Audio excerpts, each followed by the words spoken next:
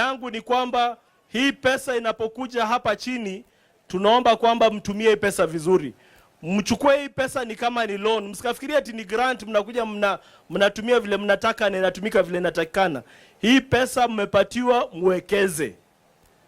Na kuwekeza vyema ni kwamba kaunti ya Busia inaangalia na sewa, inaangalia viwanda zile zitakuwa na sewa. Nini tutatoa katika agriculture tupeleke na sewa.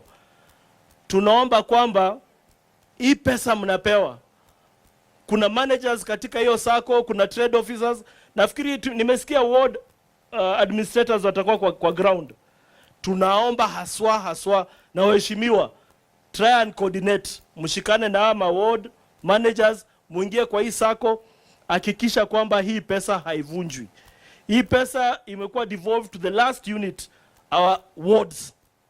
Kwa hivyo ombi langu ni kwamba kama tunaweza multiply hii pesa leo, kesho kama county government itaweza kupata hata kama ni milioni 2, wapandishe juu.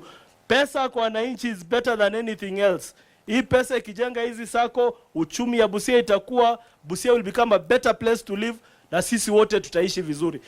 Na hizi si pesa kidogo. Na nataka kushukuru county government, nimeambiwa karibu kila sako itaenda nyumbani na 700,000. Si ndio hivyo? Ndio hivyo? 700,000. Makofi. Na pia nikaambiwa kulingana na bidii yenu. Tunaelewana? Na hapo ndio nataka sasa tupige story. Kulingana na bidii yenu, ikiwa hizi fedha mtazitumia kwa ile njia ambao mmecommit mnataka kuitumia kwa kilimo, na mimi nataka kurai to the county government ya Busia, wacha hizi pesa zikuwe invested in the production, in enhancing production of those 5 value chains that you've talked about. Kwa sababu huenda labda nyinyi watu hamjui hii county ya Busia na hamjui ile sehemu mnashikilia ambao ni kubwa sana nchini Kenya.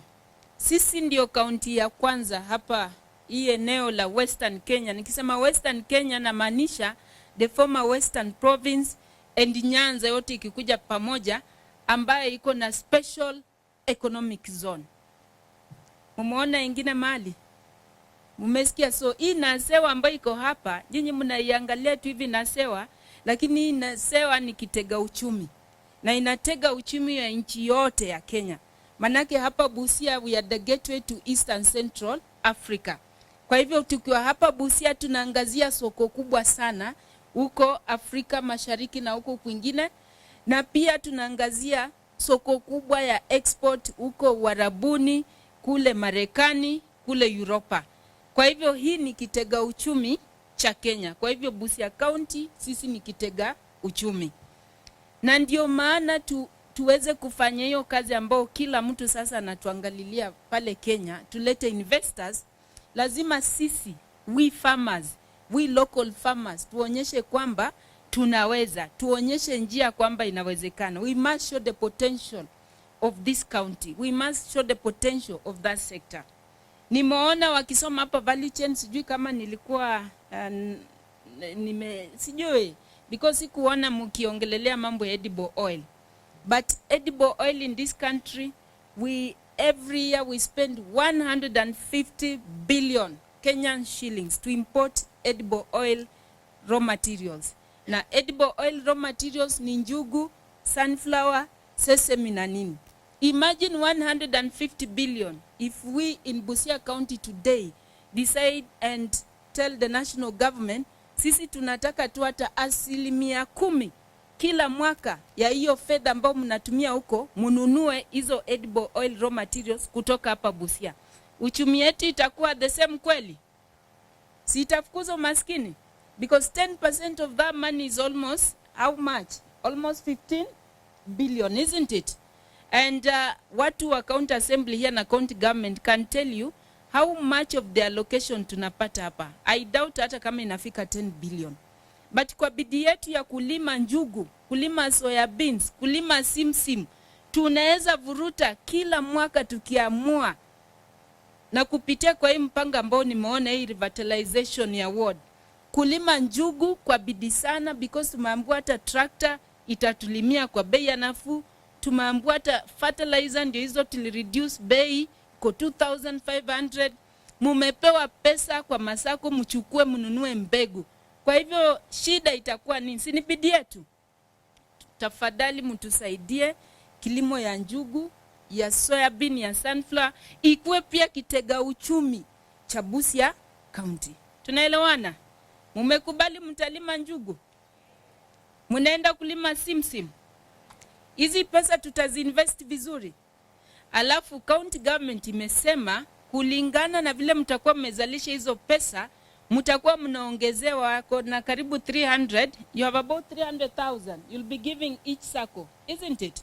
Mkifanya vizuri, kila mtu amepewa 700,000. Utasema watu sijui wa wapi.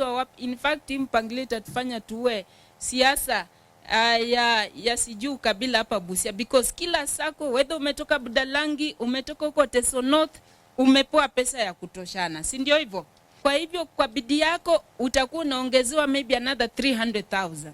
Na sisi pia tukiona uko na bidii, pia sisi national government huko pia sisi tutafungua mikono. Sivyo lango linaba hola sina.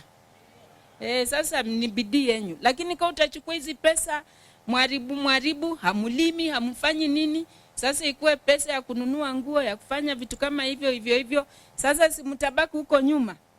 Mtasema mtu amewaonea kweli? Ile sababu nimetaka wajumbe wenyu wajijulishe kwenyu.